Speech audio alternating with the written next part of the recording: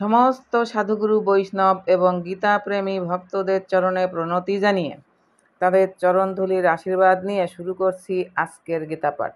ওম অশ্ব শ্রীমদ্ভগবদ্গীতা মালা মন্ত্রস্য শ্রী ভগবান বেদব্যাস ঋষির নুষ্টুপ ছন্দ শ্রীকৃষ্ণ পরমাত্মা দেবতা অসচ্চানম্বশতম প্রজ্ঞাবাদাঞ্চ ভাষাসে সর্বধর্মান পরিত্যাজ্য মামেকম শরণম ব্রজ অহং তাং সর্বপাপেভ্য মোক্ষয়িষ্যামি মা শুচ। ওম তৎসৎ ওম তৎসৎ ওম তৎসৎ। ওম নমো ভগবতে বাসুদেবায়। হরে কৃষ্ণ। ত্রয়োদশ অধ্যায় প্রকৃতি পুরুষ বিবেক যোগ। শ্লোক 1-2। অর্জুন উবাচ প্রকৃতিম পুরুষম চৈব ক্ষেত্রম ক্ষেত্রজ্ঞম এব চ এতদ্বেদিতুম ইচ্ছামি জ্ঞানম জ্ঞেয়ম চ কেশব। শ্রী ভগবান উবাচ ইদম শরীরম কৌন্তেয় ক্ষেত্রম ইত্যভিধীয়তে এতজ্জ বেত্তি তম প্রাহু ক্ষেত্রজ্ঞ ইতি তদ্বিদ। গীতার গান। অর্জুন কহিলেন, প্রকৃতির আর পুরুষ ক্ষেত্রজ ক্ষেত্রজ্ঞ জানিবার ইচ্ছা মোর আমি নহি বিজ্ঞ, সেইরূপ জ্ঞান আর বিজ্ঞান কি হয়?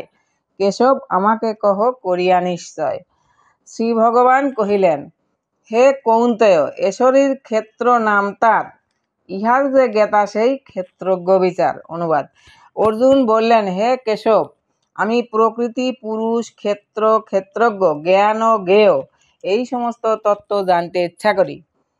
পরমেশ্বর ভগবান বললেন, হে কৌন্তেয়, এই শরীর ক্ষেত্র নামে অভিহিত এবং যিনি এই শরীরকে জানেন তাকে ক্ষেত্রজ্ঞ বলা হয়। তাৎপর্য: অর্জুন প্রকৃতি পুরুষ ক্ষেত্র ক্ষেত্রজ্ঞ জ্ঞান ও জ্ঞেয়র বিষয় সম্বন্ধে জানতে আগ্রহী হয়েছিলেন। এই সম্বন্ধে তিনি যখন শ্রীকৃষ্ণকে জিজ্ঞাসা করলেন, তখন শ্রীকৃষ্ণ তাকে বললেন যে এই দেহকে বলা হয় ক্ষেত্র এবং যিনি এই ক্ষেত্র সম্বন্ধে জ্ঞাত তাকে বলা হয় ক্ষেত্রজ্ঞ। এই দেহ হচ্ছে বদ্ধজীবের কর্মক্ষেত্র। বদ্ধজীব মাত্রই জড়জগতের বন্ধনে আবদ্ধ হয়ে জড়া প্রকৃতির উপরে আধিপত্য করার চেষ্টা করে, আর তাই জড়া প্রকৃতির উপর আধিপত্য করার ক্ষমতা অনুসারে সে একটি কর্মক্ষেত্র প্রাপ্ত হয়। সেই কর্মক্ষেত্রটি হচ্ছে তার দেহ। এই দেহটি কি? দেহটি ইন্দ্রিয়গুলি দিয়ে তৈরি। বদ্ধজীব ইন্দ্রিয় সুখ ভোগ করতে চায় এবং তার ইন্দ্রিয় সুখ ভোগ করার ক্ষমতা অনুসারে সে একটি শরীর বা কর্মক্ষেত্র প্রাপ্ত হয়। তাই শরীরকে বলা হয় ক্ষেত্র অথবা বদ্ধজীবের কর্ম করার ক্ষেত্র। এখন যে ব্যক্তি তার দেহের প্রকৃত অবস্থা সম্বন্ধে জ্ঞাত তাকে বলা হয় ক্ষেত্রজ্ঞ। ক্ষেত্র, ক্ষেত্রজ্ঞ এবং দেহ, দেহের জ্ঞাতা এদের পার্থক্য বুঝতে পারা খুব একটা কঠিন নয়। যে কেউই বিবেচনা করে দেখতে পারেন যে শৈশব থেকে বার্ধক্য পর্যন্ত তার দেহে কত পরিবর্তন দেখা যায়, কিন্তু তবুও দেহের যে দেহী তার কোনো পরিবর্তন হয় না, তিনি সবসময় একই থাকেন। এভাবেই ক্ষেত্র ক্ষেত্রজ্ঞের পার্থক্য উপলব্ধি করা যায়। এভাবেই বদ্ধজীব বুঝতে পারে যে সে তার দেহ থেকে ভিন্ন। ভগবদ্গীতার প্রথম দিকেই বর্ণনা করা হয়েছে দেহিন অস্মিন, অর্থাৎ দেহের দেহী আছে এবং দেহ কৌমার থেকে যৌবনে এবং যৌবন থেকে বার্ধক্যে পরিবর্তন হচ্ছে, এবং যে ব্যক্তি এই দেহের মালিক তিনি জানেন যে দেহের পরিবর্তন হচ্ছে। দেহের এই মালিকই হচ্ছেন ক্ষেত্রজ্ঞ। কখনো আমরা মনে করে থাকি যে আমি সুখী, আমি একটি পুরুষ, আমি একটি মহিলা, আমি একটি কুকুর, আমি একটি বেড়াল। এগুলি হচ্ছে ক্ষেত্রজ্ঞের দেহগত উপাধি, কিন্তু ক্ষেত্রজ্ঞ দেহ থেকে ভিন্ন। যদিও আমরা অনেক জিনিস ব্যবহার করে থাকি, যেমন আমাদের কাপড় চোপড় আদি, আমরা একটু ভাবলেই বুঝতে পারি যে এই সমস্ত ব্যবহৃত জিনিসগুলি থেকে আমরা স্বতন্ত্র। তেমনি একটু চিন্তা করার ফলে আমরা বুঝতে পারি যে আমাদের দেহ থেকে আমরা স্বতন্ত্র। দেহের মালিক আমি, তুমি অথবা যে কেউই হচ্ছি ক্ষেত্রজ্ঞ, এবং দেহটিকে বলা হয় ক্ষেত্র বা কর্মক্ষেত্র। ভগবদ্গীতার প্রথম 6টি অধ্যায়ে দেহের জ্ঞাতা বা জীব এবং তার স্থিতি যার দ্বারা সে পরমেশ্বর ভগবানকে জানতে পারে তা বর্ণিত হয়েছে।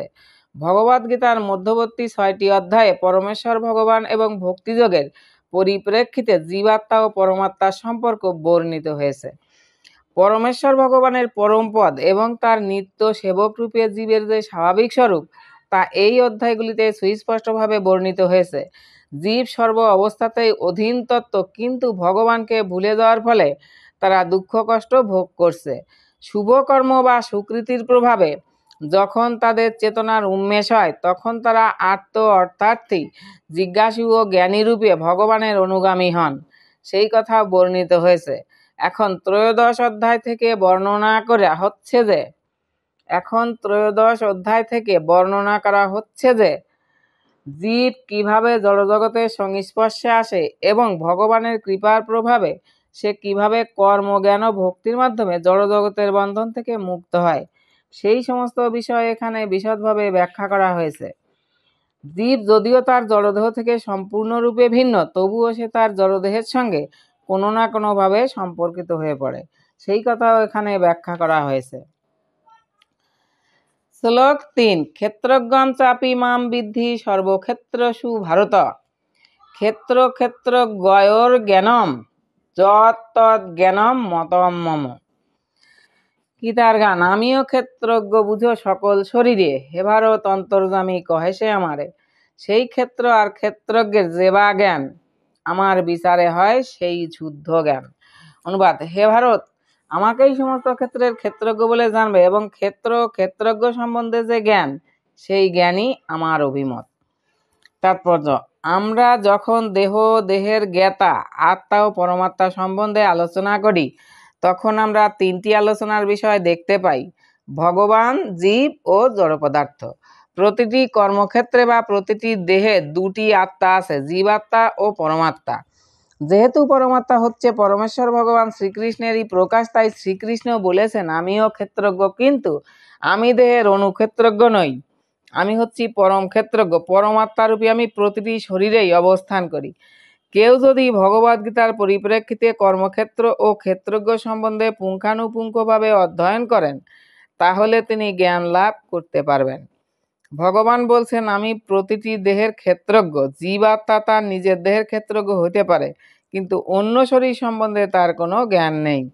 পরমেশ্বর ভগবান যিনি পরমাত্মারূপে প্রত্যেক শরীরে বর্তমান, তিনি সমস্ত শরীর সম্বন্ধে সর্বতোভাবে অবগত। তিনি দেবতা, মানুষ, পশু, কীট, পতঙ্গ, বৃক্ষ, লতা আদি সমস্ত প্রজাতি শরীর সম্বন্ধেই সর্বতোভাবে অবগত। কোনো নাগরিক যেমন শুধু তার নিজের জমিটি সম্বন্ধেই অবগত, কিন্তু রাজা কেবল তার রাজপ্রাসাদেই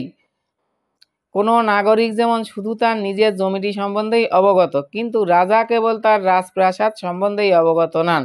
তিনি তার রাজ্যের প্রতিটি নাগরিকের সমস্ত সম্পত্তি সম্বন্ধেও অবগত। তেমনি কেউ তার নিজের দেহের মালিক হতে পারেন, কিন্তু পরমেশ্বর ভগবান হচ্ছেন সমস্ত শরীরের মালিক। রাজা হচ্ছেন তার রাজ্যের মুখ্য মালিক এবং নাগরিকেরা হচ্ছেন গৌণ মালিক। তেমনি পরমেশ্বর ভগবান হচ্ছেন সমস্ত শরীরের মুখ্য মালিক।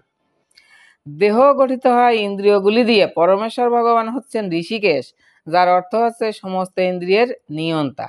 রাজা যেমন রাজ্যের সমস্ত কার্যকলাপের মুখ্য নিয়ন্তা এবং তার প্রজারা হচ্ছে গৌণ নিয়ন্তা, তেমনি পরমেশ্বর ভগবান হচ্ছেন সমস্ত ইন্দ্রিয়ের প্রধান নিয়ন্তা। ভগবান বলেছেন আমিও ক্ষেত্রজ্ঞ, এর অর্থ হচ্ছে যে তিনি হচ্ছেন পরম ক্ষেত্রজ্ঞ। জীবাত্মা কেবল তার নিজের শরীরটির ক্ষেত্রজ্ঞ। বৈদিক শাস্ত্রে বলা হয়েছে ক্ষেত্রাণি হি শরীরাণি বীজম চাপি শুভাশুভে তানি ব্যক্তি স যোগাত্মা তত ক্ষেত্রজ্ঞ উচ্চতে। এই দেহকে বলা হয় ক্ষেত্র এবং এই দেহের মধ্যেই বাস করেন দেহের মালিক। পরমেশ্বর ভগবান এই দেহের মালিক উভয়কেই জানেন, তাই তাকে সর্বক্ষেত্রের ক্ষেত্রজ্ঞ বলা হয়। এভাবেই কর্মক্ষেত্র, ক্ষেত্রজ্ঞ, পরম ক্ষেত্রজ্ঞের মধ্যে পার্থক্য নিরূপণ করা হয়েছে। দেহের স্বরূপ, জীবাত্মার স্বরূপ ও পরমাত্মার স্বরূপ সম্বন্ধে পূর্ণ জ্ঞানকে বৈদিক শাস্ত্রে জ্ঞান বলা হয়েছে। সেটি হচ্ছে শ্রীকৃষ্ণের মত। জীবাত্মা এবং পরমাত্মাকে এক কিন্তু তবুও স্বতন্ত্র বলে বুঝতে পারাটাই হচ্ছে জ্ঞান। যিনি ক্ষেত্রজ্ঞ সম্বন্ধে অবগত নন তিনি যথার্থ জ্ঞান প্রাপ্ত হননি। প্রকৃতি পুরুষ এবং প্রকৃতি ও পুরুষের পরম নিয়ন্তা পরম ক্ষেত্রজ্ঞ ঈশ্বর সম্বন্ধে আমাদের জানতে হবে। এই তিনের বিশেষত্ব সম্বন্ধে বিভ্রান্ত হওয়া উচিত নয়। চিত্রকার চিত্র ও চিত্র অঙ্কনের ফলক সম্বন্ধে বিভ্রান্ত হওয়া উচিত নয়। এই জড়জগৎ যা হচ্ছে কর্মক্ষেত্র তা হচ্ছে প্রকৃতি, আর এর ভোক্তা হচ্ছে জীব, এবং এই উভয়ের ঊর্ধ্বে পরম নিয়ন্তা হচ্ছেন পরমেশ্বর ভগবান। বৈদিক শাস্ত্রে বলা হয়েছে ভোক্তা ভোগ্যম প্রেরিতারম চ মত্তা সর্বম প্রোক্তম ত্রিবিধম ব্রহ্মেতৎ। ব্রহ্মকে তিনভাবে উপলব্ধি করা যায়। কর্মক্ষেত্র রূপে প্রকৃতি হচ্ছে ব্রহ্ম, জীব ব্রহ্ম, এবং সে জড়া প্রকৃতিকে নিয়ন্ত্রণ করবার চেষ্টা করছে, এবং এই উভয়েরই নিয়ন্তা হচ্ছেন ব্রহ্ম, কিন্তু তিনি হচ্ছেন প্রকৃত নিয়ন্তা। এই অধ্যায়ে বিশেষভাবে ব্যাখ্যা করা হবে যে এই দুই ক্ষেত্রজ্ঞের মধ্যে একজন হচ্ছেন ভ্রান্ত এবং অপরজন অভ্রান্ত, একজন ঊর্ধ্বতন অপরজন অধস্তন। যারা মনে করে যে এই উভয় ক্ষেত্রজ্ঞই এক এবং অভিন্ন, তারা পরমেশ্বর ভগবানের বিরুদ্ধ আচরণ করে। এখানে তিনি অতি স্পষ্টভাবে বলেছেন, আমিও ক্ষেত্রজ্ঞ। রজ্জুকে যার সর্পভ্রম হয় তার যথার্থ জ্ঞান নেই। ভিন্ন ভিন্ন শরীর আছে এবং সেই সমস্ত শরীরে ভিন্ন ভিন্ন শরীরই বা মালিক আছেন। যেহেতু প্রতিটি স্বতন্ত্র আত্মার এই জড়জগতের উপর আধিপত্য করার ব্যক্তিগত ক্ষমতা আছে, তাই তাদের ভিন্ন ভিন্ন শরীর আছে। কিন্তু পরম নিয়ন্তা রূপে পরমেশ্বর ভগবানও সেই সমস্ত শরীরে বর্তমান। চ শব্দটি তাৎপর্যপূর্ণ, কেননা তার মাধ্যমে সমস্ত শরীরকে উল্লেখ করা হয়েছে। সেটি হচ্ছে শ্রীল বলদেব বিদ্যাভূষণের অভিমত। প্রতিটি শরীরে আত্মা ছাড়াও পরমাত্মা রূপে শ্রীকৃষ্ণ রয়েছেন। শ্রীকৃষ্ণ এখানে স্পষ্টভাবে বলেছেন যে কর্মক্ষেত্র আত্মা, সীমিত ভোক্তা, উভয়েরই নিয়ন্তা হচ্ছেন পরমাত্মা।